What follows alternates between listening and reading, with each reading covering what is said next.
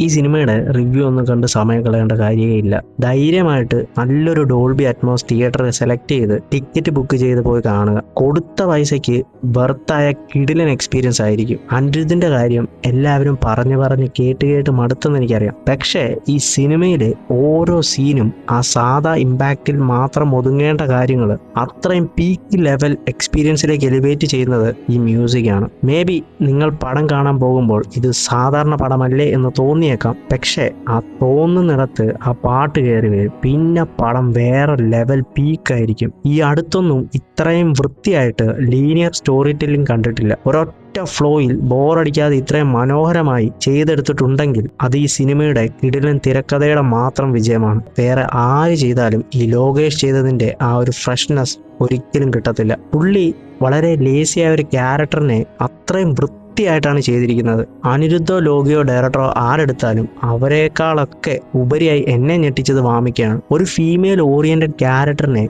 ഇത്രയും കിടിലനായിട്ട് ഒട്ടും ഓവറാക്കാതെ എലിവേറ്റ് ചെയ്യുകയെന്ന് പറഞ്ഞാൽ വേറെ ലെവലാണ്. അതായത് ദേവദാസിന്റെയും ചന്ദ്രയുടെയും പോർഷനുകൾ മാറി മാറി കാണിക്കുന്നത് കിടിലനായിട്ട് വർക്കായിട്ടുണ്ട്. ഇനി ഇതിന്റെ സംവിധായകന്റെ മുമ്പത്തെ പടമായ റോക്കി നിങ്ങൾ കണ്ടിട്ടുണ്ടെങ്കിൽ അത് ഇഷ്ടപ്പെട്ടവർക്ക് തീർച്ചയായിട്ടും ഈ പടവും ഇഷ്ടപ്പെടും.